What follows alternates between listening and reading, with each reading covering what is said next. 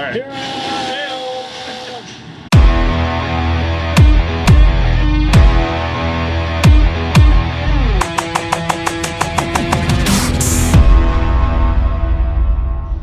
All right, welcome to the next episode of Over a Pint. This week we have Ara Mamourian out of Leslieville. East Side. My brand has evolved out of just Leslieville to more East Side. So what's considered the East Side? From where? Well, it's funny we're talking because this is the West End that we're in right now, but we'll get into that shortly. But I was a heavy contributor to the Leslieville community, selling real estate there, getting involved in the community, but since moved into the Corktown area, Canary District, but I've been selling east of Yonge Street for the past 10 years.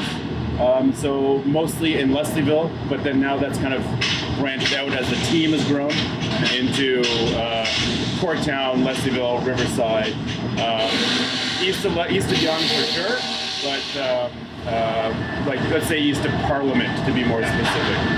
Okay. And then you'll notice there's a lot of background noise. We're filming on a rooftop patio in downtown Toronto at Mascot Brewery. So there's a specific reason we're at Mascot Brewery, and it's actually because Ara is one of the partners of it. It is one of the investments I made shortly after my divorce. Kind of like a early midlife crisis, so to speak, but it's been a phenomenal place to be involved. You can buy our beer, the Pilsner, in the LCBO. We're on the rooftop here, which sadly is closing in 2 weeks, but we're opening a new location in the further west, believe it or not. But you can buy the Pilsner in the LCBO. Y'all should buy it and drink it because it's delicious. So did you negotiate platinum access for Nobu condos as part of the sale? No, but a lot of you folks that purchased at Nobu condos helped fund their ability to buy out our lease early. So thank you for padding our wallets and allowing us to move into a new location and to build out an even better brewery there. So thank you very much, buyers of Nobu and agents who push Nobu. Helpful. De Niro, I guess, would thank you too. What are we drinking? Today we've got the Pilsner, which I think we'll start with. All right. I know this guy likes to have more than one pint. From time to time. So the Pilsner, it's a little more flavorful than a typical Pilsner. Brewed right here in Toronto, obviously. Soon to be brewed by us again and then further west. But we'll start with the Pilsner, and then we'll move on to maybe something a little hoppier with the hoppy lager. And then one of the best sours you can get, and this one's called the old Tropic Storm Sour. Not as sour as you might think. And then we'll dig into the haze later if we get 4 beers deep, but my friend. All right, thank you. There you go. All right, let's do this. I noticed Kuzmich on the last episode there didn't really pour the beer properly. No one ever does. It kind of frustrated me a little bit. And I didn't pour the beer properly either. Well, so it's brought up on like half the episodes now, but you're actually supposed to put a lot of head in it. Well, you're supposed to put about an inch because that allows some of the carbonation to escape.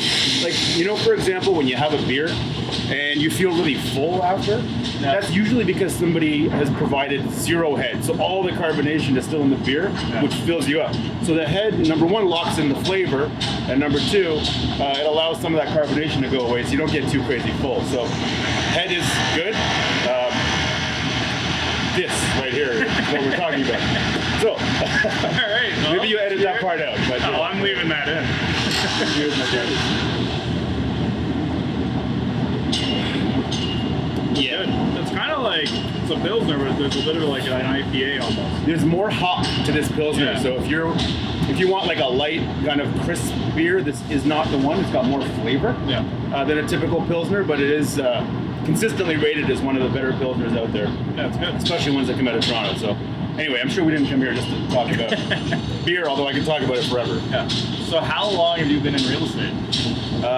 2008, I guess the end of which will mark my 11th year. 2018, I mean, will mark my 11th year. I started off in commercial real estate in North York. Yeah. I quickly got into residential because I just felt more, excited about residential real estate. And then everybody watched that show, that Brad Lamb was on, the Big City Broker, or I think that's what it was called. And I was harassing their office to be part of that company for a long time. And then one day, I got a call from their office manager and come on in for an interview. So I ended up working for Brad Lamb right after that for 3 years, which was one of the best experiences of my life. Learned a lot about just work ethic and what it takes to be successful in real estate. And then I moved on to start my own company called Spring Realty in 2011 with my two best friends. So there's starting a business with best friends is good and bad. We got to know each other on a whole different level we probably wouldn't have, but it's also a very tough thing to do when you have to be firm with each other from time to time and make strong business decisions. So anyway, the business did very well. It's where I sort of started to grow my Leslieville brand. I moved into Leslieville shortly after working for Brad Lamb and started to really fall in love with it. And then Spring Realty helped me take it to a whole new level.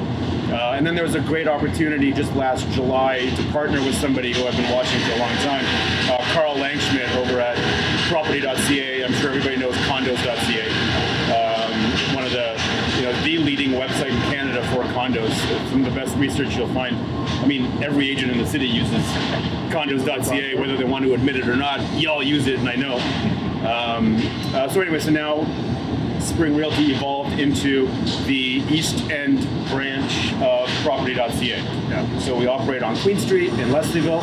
We serve the East End communities, Corktown, Riverdale, Riverside, and Leslieville. And one of our agents, we're just starting to branch out into the West End, Seema, who covers the West End, Junction, Dufferin Grove, those communities there. So going back kind of to the early part with Brad Lamb, what made you want to join Brad Lamb? I've always believed in specialization. I've never wanted to take anybody seriously who is everything to everybody. It's I love people that stand for things and believe in things strongly enough to focus their whole careers on it. So I had a ton of respect for Brad because he had gone all in on the condo market when everybody else was shitting on the condo market. So nobody was taking condos seriously. In the 80s, late 80s when he started, people were oh, who wants to live in a shoebox in the sky? And that kind of narrative still exists, you know. But where we're sitting, if we were able to turn the camera around right now, if this guy would invest in better camera equipment, we could do that. Future episode. But maybe if we get a brewery to sponsor the show, we might sponsor. But we're surrounded by condos, and these are homes too. And Brad Lamb was one of the first people in Toronto to understand that condos were actually homes too. And I'm offended when people don't consider condos homes. And when the Ontario Real Estate Association in collaboration with the Ryerson University, not the City Building Institute, but another division, can't remember, they released a report about how they use the word millennials, which I know young people hate, are stuck in apartments. And I hate that negative narrative that's always attached to condos by people that have no idea what they're talking about.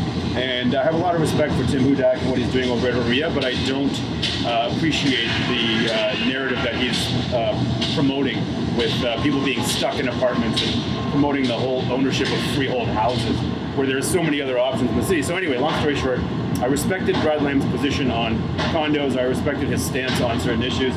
And I wanted to be around a guy that was working harder than anybody else I saw. Yeah. So, and I was lucky enough to be chosen by him. At the time, you couldn't just walk into his office and get a job. A little bit different now. But it was a really great experience for me, and I love being there. Learned a lot of stuff I do today is because of what I learned there. So what would be if you had to be here's the main things about being better at sales? Yeah. What did you take from Brad Lamb? Actually, give a shit. Oh, sorry, can I swear? Is that okay? Yeah. Oh, okay. To actually give a shit. That's the only thing. When somebody asks you, it's oh, why do you sell real estate? Oh, I'm just passionate about, you're not. That's not the real reason, You could sell anything if you just truly care about it. And that's the one major thing I got out of Brad is that he was so passionate and rubbed so many people the wrong way because he cared more than they did. And that's really what I took from it, and that's what I bring into my business today. So what for you is that piece that you care the most about? specifically speaking, is not the act of selling real estate. It's sort of clearing the path to people living well. Does that make sense? Like, Yep. I think that real estate is one of the best investment vehicles that exist. Whether it's a condo, a house, whether it's Toronto, whether it's fucking Guelph, like wherever, I feel as though most people can retire well if they've purchased real estate well over the years. And I sort of really take that responsibility seriously when I'm selling people real estate and trying to help them, live well now and in the future. So how much of your business is around like helping people buy their home versus investment? That's a good question.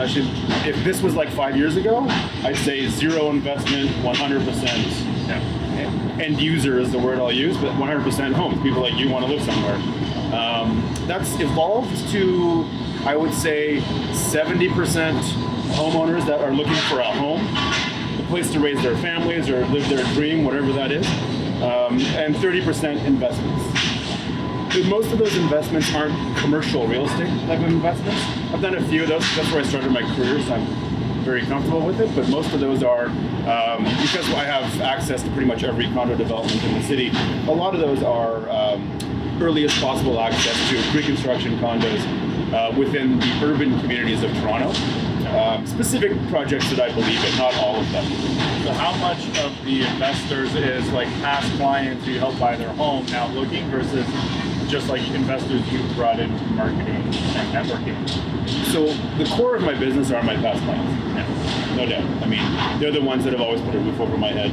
But over the past few years, I've had a goal to scale my business, like some of my peers in the industry that have been on the show have done. And you can only scale so far by working with the people that have already, trusted you with their business. And I love them, and I spend most of my time catering to them and making sure they're okay. But I have a massive marketing budget now that revolves around promoting these specific developments that we sell. So there's a lot. My time and money goes to attracting new. Where are you spending most of that money? A lot of it, the most conversions I've had are from Google Ads. Yep. Facebook ads have been very successful, especially some of the stuff that you've run for us. Yep. Remember there was that one project where we sold a guy, I don't remember the specific details of what we were running the ad for.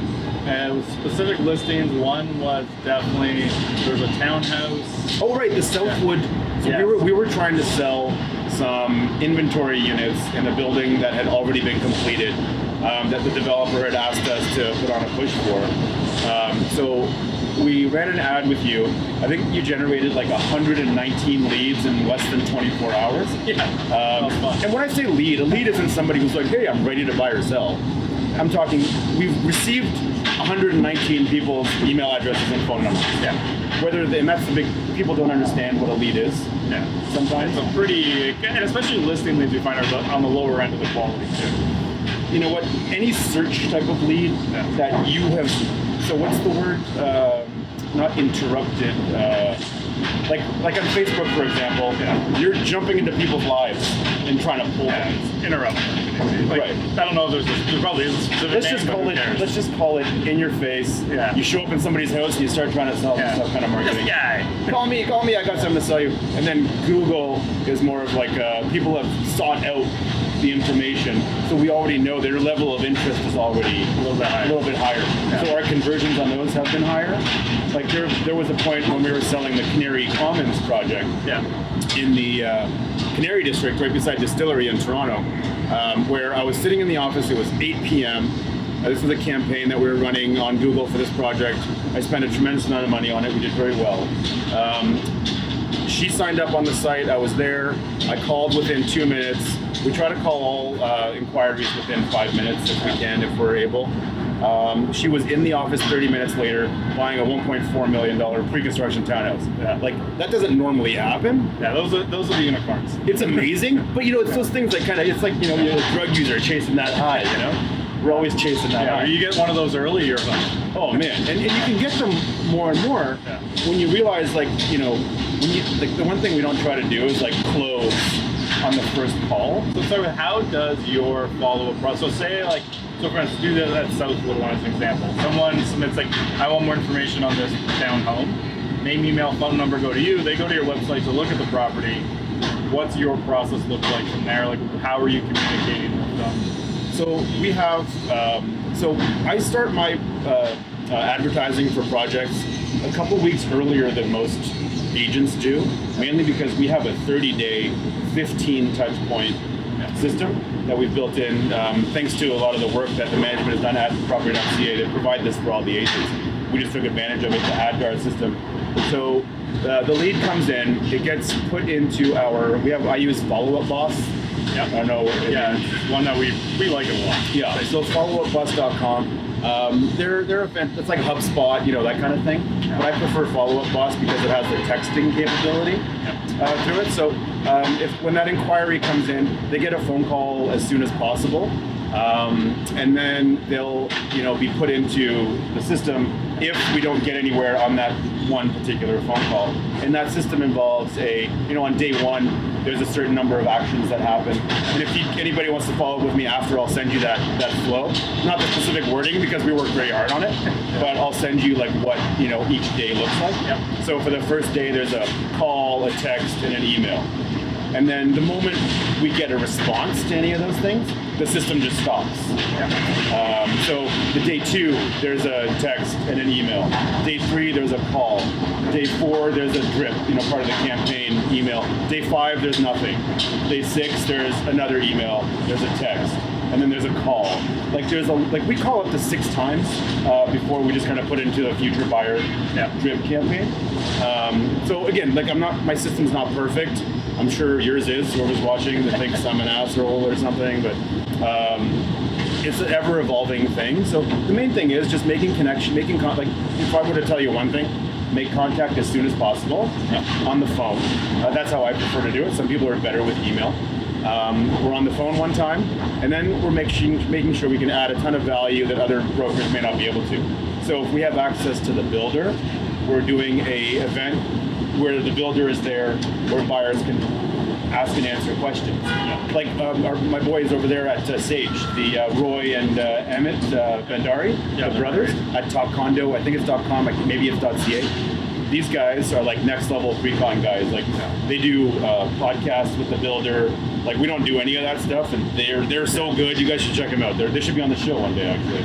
I'm planning on it. Yeah, no, they're very good. So they're good to give you, because they're full-time pre-con guys. I'm mostly resale. I do some pre-con. Yeah. But we treat all inquiries the same way. So they go into the system, and it's all about automation. I went through years of doing everything manually, and I failed miserably. I probably left millions of dollars on the table over the past 10 years, not having proper systems. So So how long did it take you to build the systems you have now? About a year. I started. The thing is, it was easy once I engaged the Follow-Up Boss system. I had already done the systems manually before, so I had my emails that I would send out manually. Actually, if anybody's watching, if you want a tip on how to use a CRM that's super cheap, it's like $15 a month. But if you have to be using Gmail, it's called Yesware. That's a CRM too. I use it to schedule emails. Dude, Yesware is the best. It's included if you're an agent that works at Property.ca, it's part of your monthly fee. So it's included in the service we provide at the office. So Yesware allows you to put drip campaigns, templated email responses, reminders, meeting, Calendly. Love it. Calendly is a scheduling thing. But Yesware Gmail plugin through Chrome has the drip campaigns, email template, all these things that I'm talking about, minus the texting, can be done through Yesware, and it's super cheap. So if you guys are on a budget and you want to start somewhere, check out Yesware. You have to use Gmail, and you have to have Chrome. It's a Chrome plugin for Gmail. Which you should be using anyways, to be honest. Gmail? And Chrome. And Chrome, I use Chrome all the time, and all the agents in my office, we use the G Suite. So, Ara at Property.ca is a Gmail account. Ara at Condos.ca is a Gmail account. All are just so hungry. It's just such a user-friendly.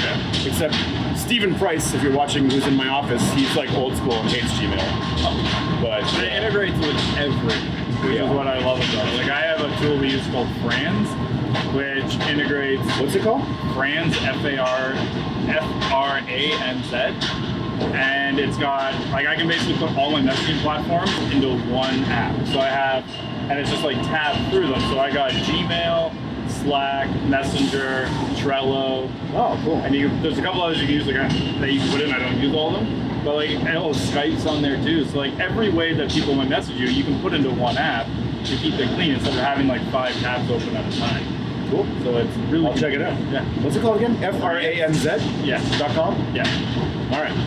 Nicholas Kuzmich is actually the one who put me on it. Thanks, Nick. Yeah, appreciate it. One day I'll afford to come to your session.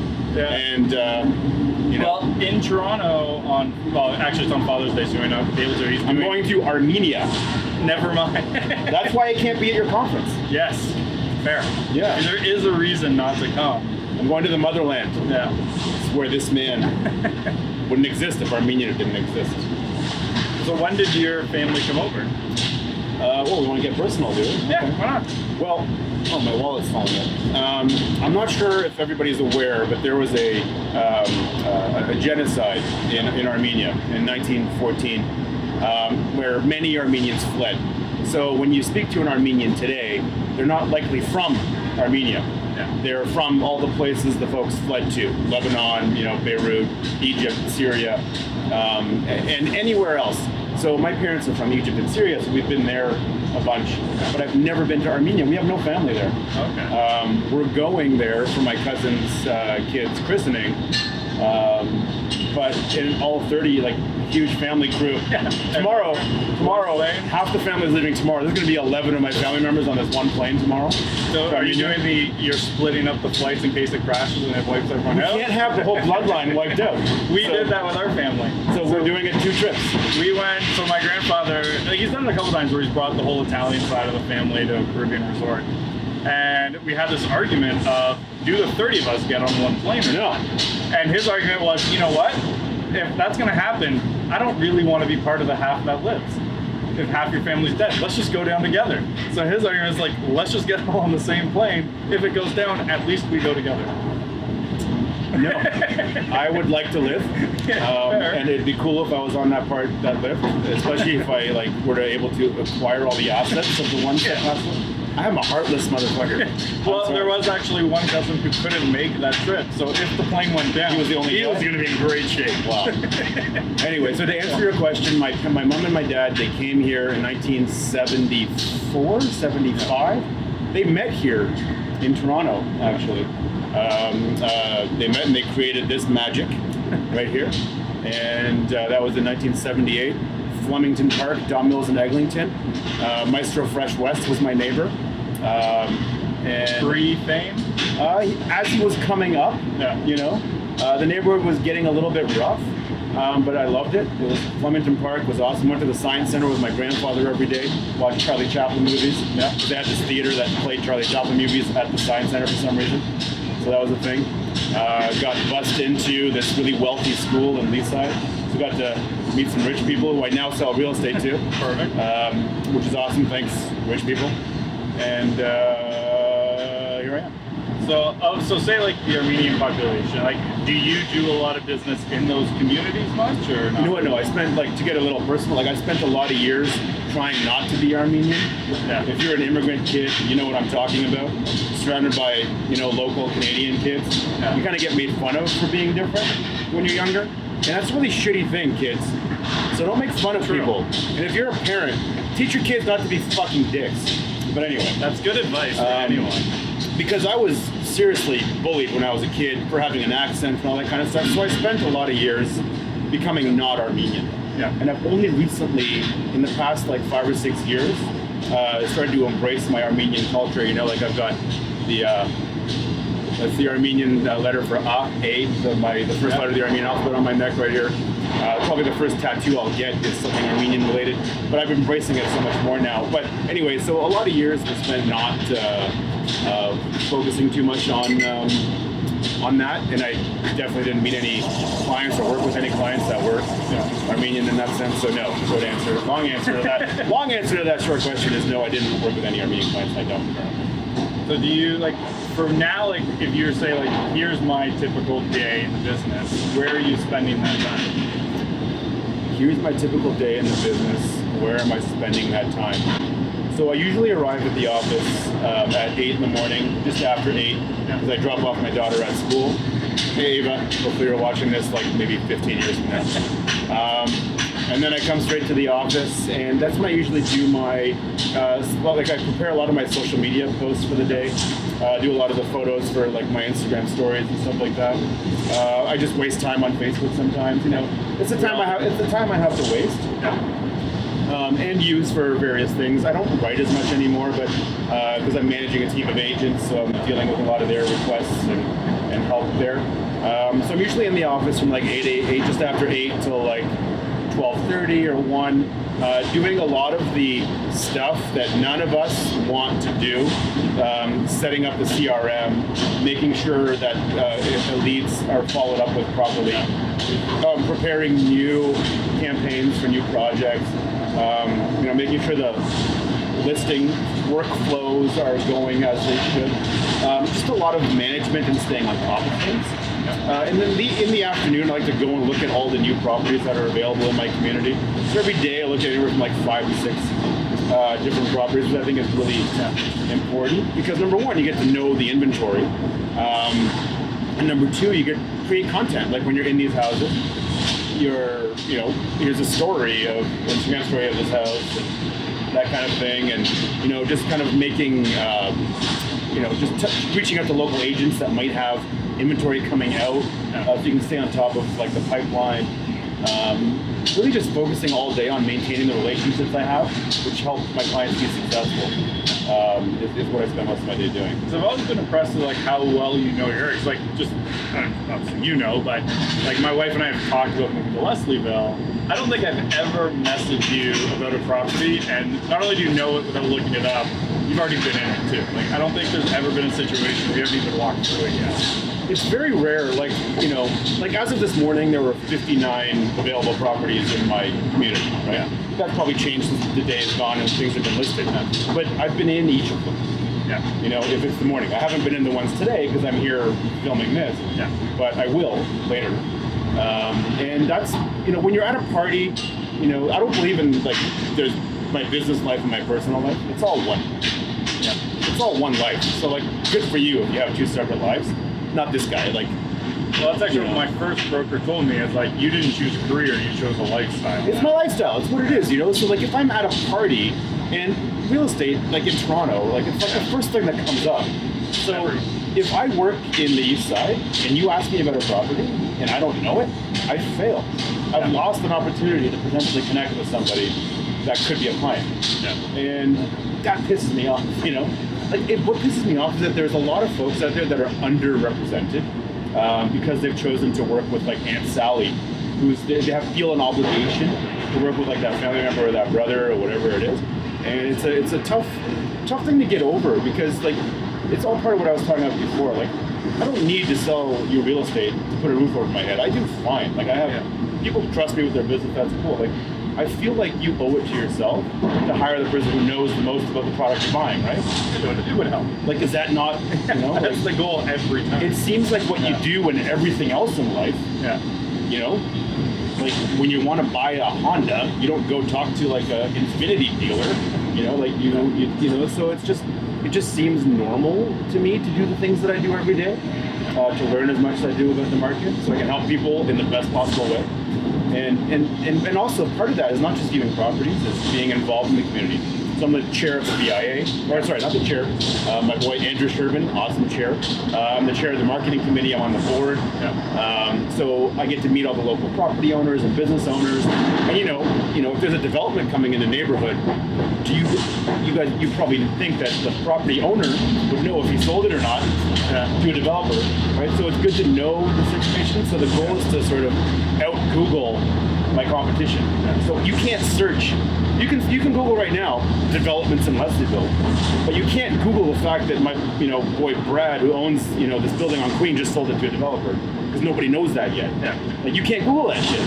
So my whole goal is to out Google. And then if they do Google, it's you coming up. No, but if they do, what I'm saying is nothing's written about it. Yeah. You know what I mean? Some people outrank me. A lot of people outrank me on Google in local searches. Yeah. Fuck, everybody does. Especially Mal and Brendan on everything. But what I'm saying is, my success comes from being face-to-face with people and being able to out-inform my competition. Yeah. I guarantee you, if you are, an agent in Leslieville, I know more than you.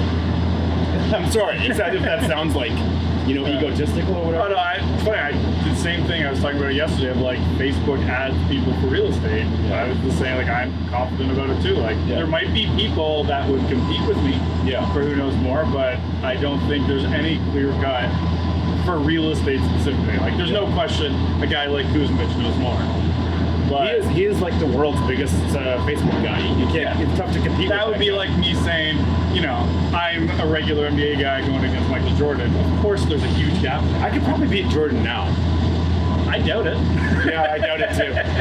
I bet he could beat you left-handed. Probably. Yeah. I take that back, Michael Jordan. I don't think I can beat you. His competitors, he might show up and beat you. Yeah, but I do have a killer crossover. Remember Allen Iverson? I can cross over like that guy. You might be able to beat AI on the right day now. Anyway, I'm going to dig into the Happy Lager right now, the India Pale. I do like the branding on it. It's simple. It's to the point. I wish we had our light beer for you. It's the flavorless basic ale. Soon to be in your local LCBO. Please try it. Okay, so you invest in a lot of outside businesses. I do. Only because it keeps my life interesting. Yeah. And, I like to lose money all the time. So how many outside of real estate businesses are you essentially involved in? Well, I'm going to correct that a little bit, because I have previously been involved in a number of other businesses. Yeah. But I am involved in this business. Totally silent. I have nothing to do with all the success of this brand. I just love the joint, and I bought into the man who was running it, Aaron Prothro. Just got married last weekend. Best wedding. It was awesome. Congratulations. Yeah, he's going to Miami today. Enjoy. Anyway, so I invest more in the stock market than in other businesses specifically. Medical cannabis has been a top-notch sort of performer for me. Yeah, over the years. A lot of people doing very well with that. There was a point where that was making more money than real estate. Yeah. Thank you to the people that don't know what they're doing, that put their money in there, that helped us. Like Bitcoin. Cryptocurrencies is something I dabbled in, helped pay for a vacation last year, but that's about it. But I was distracted with all this stuff, which took me away from real estate. And over the past 18 months, I've gotten hyper-focused on being much better at real estate, my craft. So I've been seeing a coach in my office. We have, very lucky to have Susanna, who's our in-house coach at the office. I've been seeing her for 30 minutes every week. It's really helped get my mind right. I just hired Jessica Lenevelle, formerly of, I think it's the conducive.com, whatever. She walked away from her Liberty? No. That's the condo store. So Jessica had a successful pre-construction condo business. She recently left to start her real estate coaching program called the Listings Lab. I think you might be in that Facebook group as well. Look up the Listings Lab. Not too many. The Listings Lab. I left all the Facebook groups. Oh, one tip. Let me tell you one tip. I left all the Facebook groups. Left them all except for Toronto Real Estate 2.0, which Mel and Brendan started back in the day, and the Wheelhouse, which is Andrew's group. I'm not a part of any other real estate groups. Too much noise, too much bullshit, too many people telling you how they think things should be done, but aren't really doing anything themselves. I've muted most of the groups. It's in your best interest to be in them. Yeah. Because you get business from I get tagged a lot, but actually you'd be surprised. What I found interesting is, I get tagged all the time in different groups. I rarely actually close those leads, and even when they do, I've never had one of those clients last more than 2 months. Really? So it's just this weird thing where, and because I've been tracking, like, you know, the clients who stay long term, the ones who have the greatest success, where are they coming from? And it's always been the ones that either come from referral, like a guy like you, or they've known me for a long time and follow me for years. It's not that random tag. I'm a pretty shitty client for you, though. I think I've given you like maybe $300. I'm pretty sure, though. And how much have I made you? More. A little bit more? Like $350 he's paid me, I think. Maybe 400. But I think I'm a terrible client, but I'm an advocate. Yeah, and that's why, like, I value that side of it. But, like, yeah, that's true. Because, like, you've talked about signing up monthly, yeah, and then it never goes anywhere. It never goes anywhere because I'm just terrible. I'm a bad human. I take advantage of people every day. Yeah. And don't be like me. Yeah. Don't be like me at all. But you've actually, like, I think 2 or 3 of our active clients right now are referrals from you. And that's great. And I love to hear that because part of what makes me successful as an agent over the years is contributing to the success of others. Yeah. So I can't remember who said this. I can't remember who said it, but it was, if you want to make 250 grand a year, make 5 other people 250 grand a year. Yeah. You know, I can't remember. It was in a book. Obviously not that impactful. Sorry to the author, you're not getting any credit. I can't remember that, but like part of what makes me successful is that I'm an open referrer. Yeah. Meaning if I connect with somebody and I know that they're doing a good job, I'm the first guy to send them as much business as I can. I do that too. So, like K&A, for example. I'm in touch with K&A Concierge right now, and we're going to work out a plan together and make it happen. That was from your show with Nick again. Yeah. Keep talking about Nick. Let's stop talking about people that are way more successful than us right now. So just to kind of close the loop on that thing. So my thing has always been to try and help other people become as successful as they can, just because it feels good. And naturally that relationship evolves to a point where they're referring you business too. Hold on. Were we talking about something else that we didn't finish? It's possible. I don't remember. Maybe in the comments you can do that. Ask and we'll answer. We'll follow up. Yeah. And now I'm forgetting the question I was just about to ask. Sorry. Actually, I remember now. Okay, so I do this a lot where I spend a lot of time, like people reaching out for help, advice, things like that. I spend an inordinate, like way more time than I probably should, helping people with no like expectation of anything coming back my way. Because like a lot of people have done that for me over the years. I feel like, one, I like doing it, but it also ends up eating a lot into my time. Big time. So where do you find, and how do you deal with like drawing a line on, here's how much I give, until like I can't do anymore? Realistically, it's going to start way too much negatively impacting the business. I don't have that boundary, and I probably need to work on that. Yeah, that's right. It's kind of a struggle, right? But you know where it comes from, and I've been learning a lot about this through my coaching sessions every week.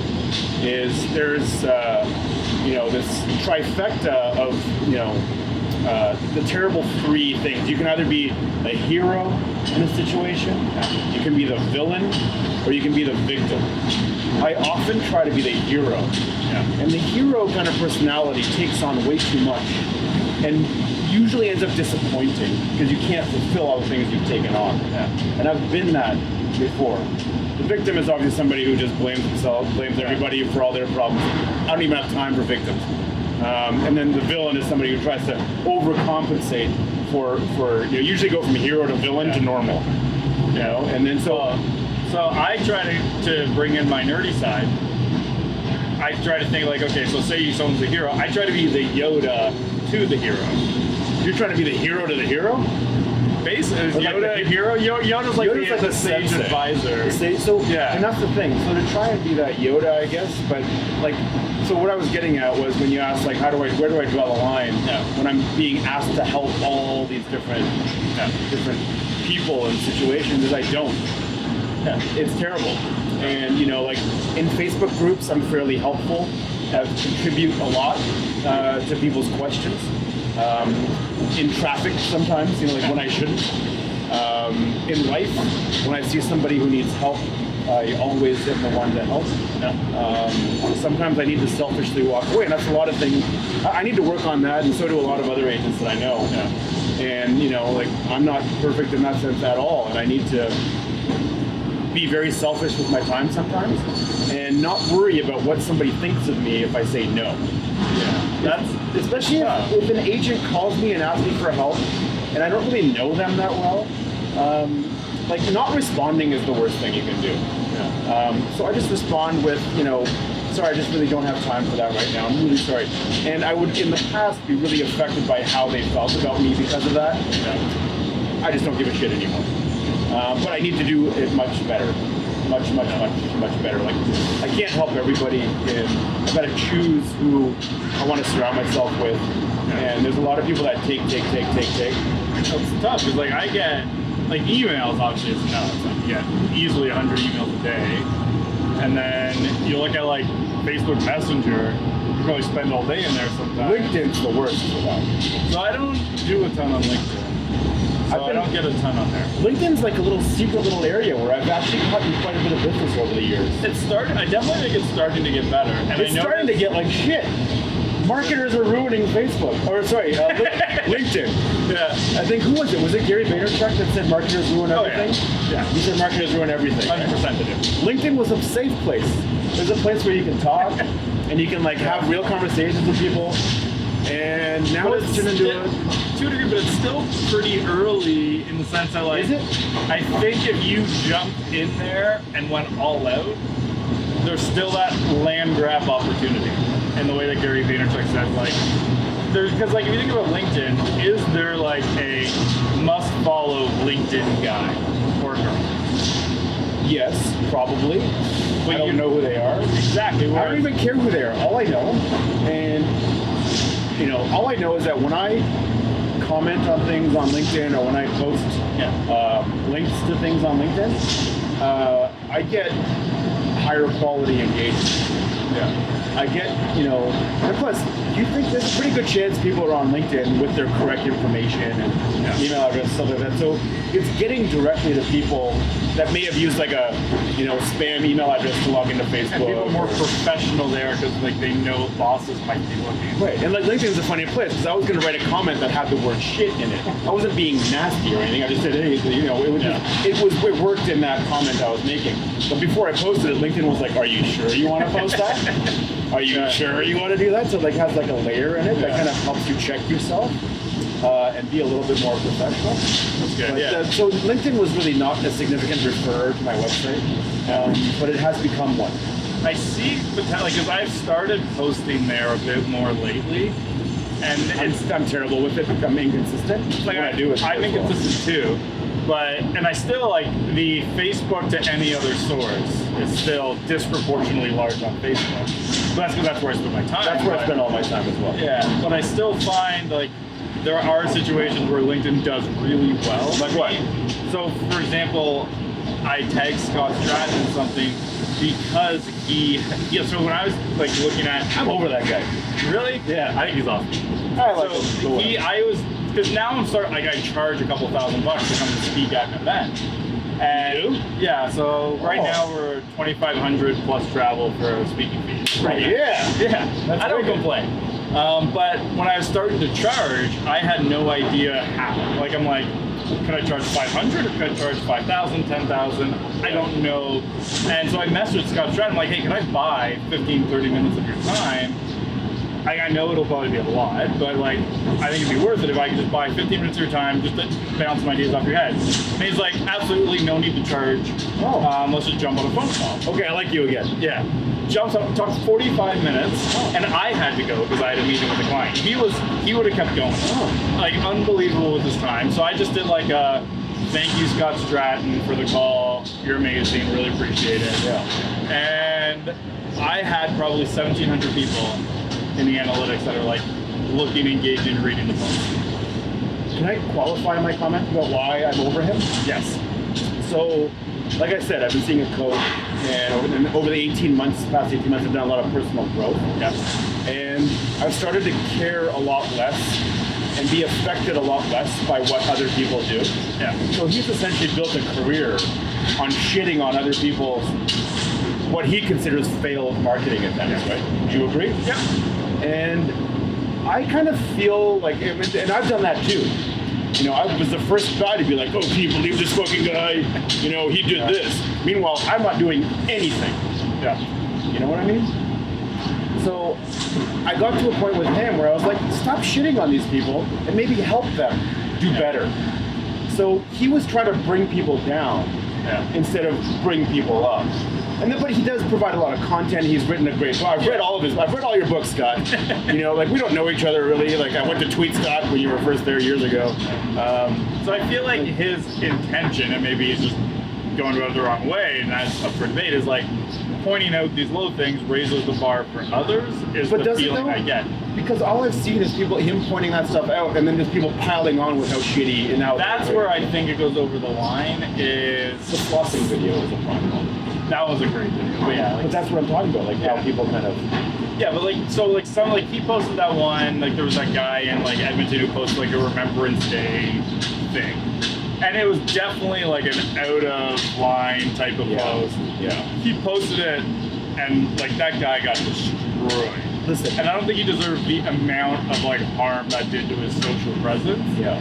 As opposed to like how you could have handled it. Yeah. And I think I find there's a big issue is like, yes, there's some value in like pointing out the errors. I think people just then pile on too much and take it too far because they're keyboard warriors. And the people that pile on aren't doing shit with their lives. A lot, yeah. A lot of the people are. Yeah. You know? I find that the people that are like, let's look at the people in our industry, in real estate, that are doing very well. Like, you know, like Amy Youngren, who I have a ton of respect for. I've never seen her pile on. I've never seen Amy say anything bad about anybody else. She's too busy killing it on her own. Even in person, I don't think I've ever heard her. Because like a lot of people are very nice online, and in person all the real offline, shit they'll comes shit out, talk you know?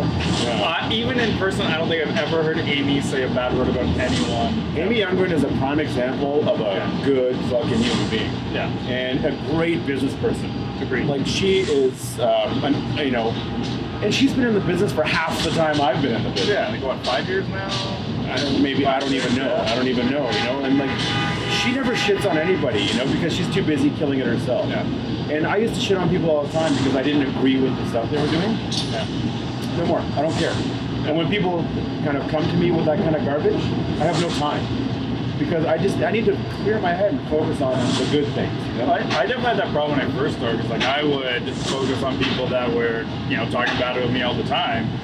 Now Who could talk bad about you? Who knows? It happens though. People don't like me. It happens. Why? I have no idea. You'd have to ask them. Some people don't like me. I know why. I just don't know. Yeah, I know why some don't. Okay. But I've kind of just whatever. I don't care anymore. It just doesn't like I've learned to let it go and just be like whatever. I don't care. That's part of you know, if there was a formula to success, it's simply to not give a shit about what anybody says. Yeah. Unless they're somehow close and influential in your life. It does not matter what anybody says. That like, and if you make it matter, it's because you've made up a story in your head to make it matter. It's not real. And so the one like that came up in a past episode we were talking about of like, how do you feel when people like copy your stuff? And mine, I was like, I don't act like I used to care a lot. Because like someone starts, like my company Just Sell Homes, I had someone start Just Sell Houses. I remember that. And just change my logo from blue and gray to red, white, and blue. Yeah. But even though the exact wording was the same. See, I like was that, pissed off then. But now I don't care. No, but see, I shit on that. Yeah. I will pile on that. Yeah, like I sent him a that's message. blatant plagiarism. Yeah. But I don't care because like I know him doing that, he will never beat me out. Yeah. Because he's always going to be behind. Yeah. So yeah, I'm still going to send him a message and be like, you need to change this. Yeah. But I'm not going to dwell that much time on it because like, he's already lost. Right. Like that hasn't happened as much to me as it has to other content creators who shall remain nameless because we've talked about them enough today. But I had somebody, an agent literally, word for word. Yeah. He's obviously on my email campaign. Yeah. He copied my monthly report, word for word. Changed the name at the bottom and the links to his website. At least he was smart enough to change the link. He changed the links, but somebody who's on his email list, he forwarded it to me. He's like, this looks familiar. And he's a guy that he's another Armenian in the real estate business. Yeah. And he's older, and I respected him tremendously. He's been in the business for like 30 years. Yeah. And I called him out, not publicly, but in person, calling him every name in the book in the email. And I despise that kind of activity. Well, I've literally had people opt into my clients' campaigns, essentially try to figure out how the process worked, recreate it themselves, and then message me asking why it didn't work. And like that's the bold move, is not just the like messaging? Yeah, like message me like, why didn't this work for me? And I'm like, I mean, listen, I may or may not have had an email account that I may or may not have used to sign up to other brokers. Oh, I have a fake email that I use to sign up for stuff all the time. But I'm just looking at what they're doing because like it's to a degree there's value there in seeing what others are doing. But to straight copy the whole thing and then message the creator being like, why didn't it work when I ripped you off? Name and shame. Name and shame. No, I'm leaving it behind. No, I hear you, and that's the hard thing to do. It takes like you got to tap into something really special to let that go. You know what I mean? Now, it helps a lot when you're doing relatively well. Like when I first started, like you are killing it, by the way. All right. I think you're doing well. How many employees do you have now? So we have 3 who are like just ours. My brother's now joined the company as well. Fortress? Yeah, so he came over. So he's in, so he handles our financials, business operations side of it, and we're slowly getting involved more. Because he doesn't know as much right now, kind of on the marketing side, but he's one of the guys who's like the smartest guy in any room he's in generally. So he'll find a fit and it'll be profitable no matter what. Right. And then it's always good to have that guy that you have unquestioned trust in. So yeah, he's working with us, but so we have got the 3 who are just exclusive to me, and we got a few like part-time contractors in the sense like, you know, our website, he's in our Slack, he does work whenever I want him to, but he's not a just sell homes guy. Are you a fan of Slack? Love it. Our office has 220 people in one Slack. That I would not love. It's a fucking nightmare. Yeah, that would be awful. So like, I've turned off notifications. So what we do, because even with us so we have 5 in like the full members of Slack, but like our premium clients get their own channel. So they can come in and talk to us there. So like overall, I think we're at like 15 actively in Slack. That's great. And there are times it gets too much. So like our team will do things where we'll send a message being like, hey guys, turning off all notifications for the next 3 hours. If it's urgent, text me. Right. Because sometimes you have to do that just to get it. And then you got to learn to mute specific channels, because you can also channel specific mute. Right. So we have to do that a lot of just saying, you know what, these channels I'm not listening to. You have to tag me for me to find out about it. Got it. Yeah, and but definitely in the early days of Slack, there's that figuring out the right notifications. Like I got an Apple Watch. The first like 2 weeks I had an Apple Watch, I actually hated it because every single notification in my phone, the majority were useless. Oh, somebody's trying to. Yeah.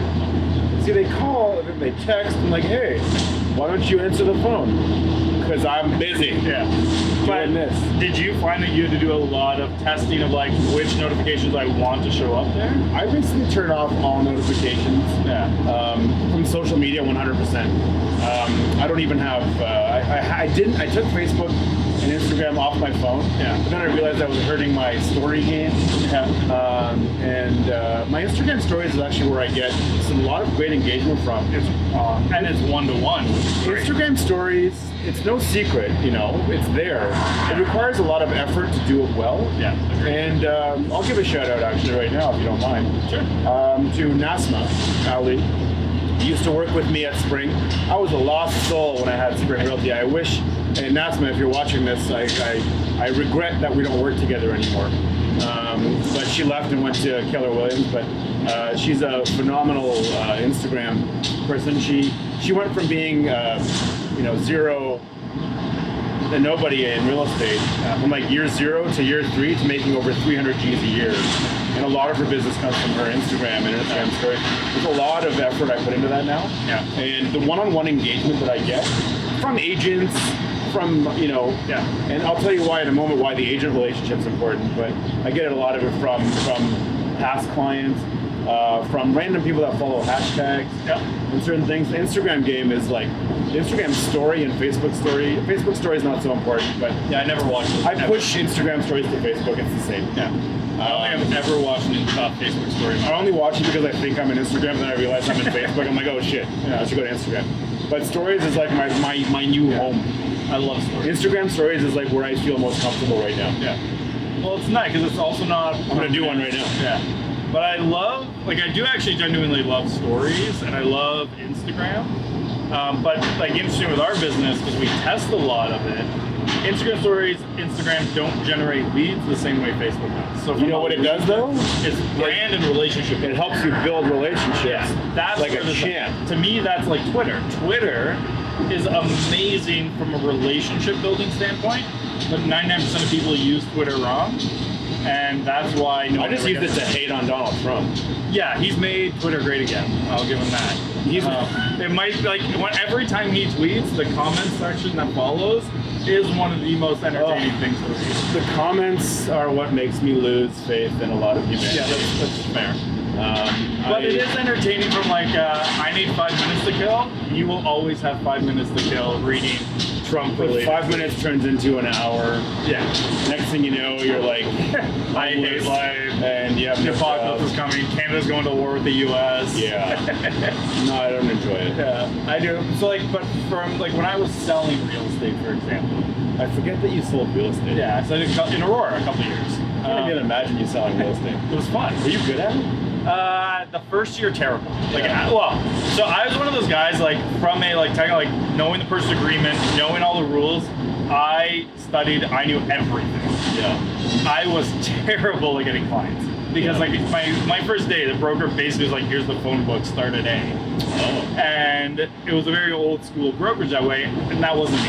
Right. But I tried it, and then I tried door knocking, also not me. Right. But at the same time, I was blogging, doing things like that. Once I figured out what worked, I started doing really well. Okay. I still, by the end of my first year, won a sales award. I mean, I think for the most part, sales awards are bullshit. You can win a sales. Listen, yeah. if I went to any brokerage, I'd win all the sales awards. Yeah. All these things. It's this. I made 70 grand my first year. You can make 40 G's in a year and win the Platinum Club award. Yeah. Well, I think there is a brokerage that there is an award for 0 to 50 grand. That should not be an award, people. No, it's like the participant ribbon. Well, this was my feeling. So my year one, first 6 months, I only did leases. My first deal came 6 months in. By the end of my first year, I made just under 70 grand. That's pretty good, actually. They gave me an award for it, but my split at the time was terrible. So between that, my costs and everything, I'm like, I was basically below the poverty line, and you're giving me an award. Yeah. I'm like, that doesn't feel right to me. Yeah. I think awards are cool. It makes people feel good. Yeah. And some legitimately are impressive because some are hard to get. Oh, of course, like the Chairman's Club at Remax or whatever they are. You need to be at $1 million. Yeah, a year to get 250 to 5 Oh yeah, that's 100%. A lot of it is. It's an award for 60 grand, yeah. It's like when you're putting a Facebook post, I have to thank my family and my friends for this. To be fair, I actually did that when I won my award, and I now look back and I'm an idiot. Listen, man, if I won an award at the level that I produce now, I'd be proud. Yeah, I'd put it out there. But so we should maybe do awards. Carl, Mark, anybody at the office listening, let's do awards. Okay, so what would be? Now here's this one. I would be interested if there was a best marketer award, best something things that weren't brokerage specific almost. You know what I think is really important is being a good human award. That too. We have in our office right now, we have an annual trip. So last year was Costa Rica. I think if you made 200K or more, you got to go on this trip. But there was also an award who got to come on this trip for, it's not humanitarian, but it was being a community builder and being a champion of the office and being just a morale booster kind of person. So she got to go on this trip last year, and now this year she's producing at a level where she can actually earn to go on that trip. So I think there's a lot of things that go beyond money. Yeah, that's why I think there's other types of awards I think would have more meaning, especially if they weren't brokerage specific. Yeah. Because I think a lot of those are just self-serving for the brokerage of let's reward them, make them feel better. no matter what happens. No matter what happens, yeah. Like I think there's a lot to be said for people that are actually engaged in their communities. Yeah. Community service is hugely undervalued. Yeah. I think it goes beyond just sales and shit. Well, like at my conference in Collingwood, we're doing one like panel on like using charity in your business. Yeah. And like I'm really excited about that one. Who's on that panel? So we got Vince Marabelli of Thunder Bay. Yeah. He like even won a RIA's like community service award or something. And then John Ross Parks out in He did the Melbourne. best campaign ever years ago. Walked on the roof. Lived on a roof for Yeah. for like 2 days or something. Yeah, and it's perfect at the conference because 100% of ticket sales from that day go to a charity. That's amazing. Yeah, so we're gonna go to a local shelter up in Collingwood. Yeah. So like it's a good environment, and this is okay to say because it's airing after it. It's gonna actually be a live over a pint episode from the conference. I was hoping you'd do that because you're gonna have. Hopefully, you can film 2 or 3 while you're there. So what we're gonna so this is the tough thing about the show. I can only do so many in a day. Yeah. Or I'm just gonna be so drunk by the end of it. Oh shit! Yeah, 'cause you're drinking. So like I'm going to. We stopped at 2 right now, by the way, because it is only 1:50 p.m. on a Tuesday. Well, the Chuck Charlton episode, we started at 10 a.m. on a Monday and finished 2 liters of beer. 2 liters. Yeah, he brought a growler from the local brewery out there. Yeah, I want to drink more, but I just can't right now. I'm- Although we are, we have. Well, I don't know if you guys can see this, but Yeah. we can just have whatever you want. Start pounding. Yeah. Anyway, not happening. Yeah. All right, so thank you for coming on. That's going to wrap it up for this week. Stay tuned for next week when we bring on another guest for Over a Pint. Now, interesting, Ara's team's actually looking to grow right now, and we were talking about it a bit before the episode. They actually have a unique process for bringing in new team members. So why don't you let people know how that works, and then if they want to get a hold of you, how they can do that. All right, cool. So, like normally, as an agent, you can just walk into an office and you're essentially interviewing them, and you can pretty much work anywhere. Because we generate so many leads every single day, we have to make sure the people that are coming to communicate with those people are at the highest possible level of commitment. So we have a 3-stage interview process. So where we're interviewing the potential agent. So you have to come in for one interview with me, and then the next day or whenever you can, you come meet with our HR team, and then you're meeting with our broker of record, who's Mark McLean, former president of the Toronto Real Estate Board.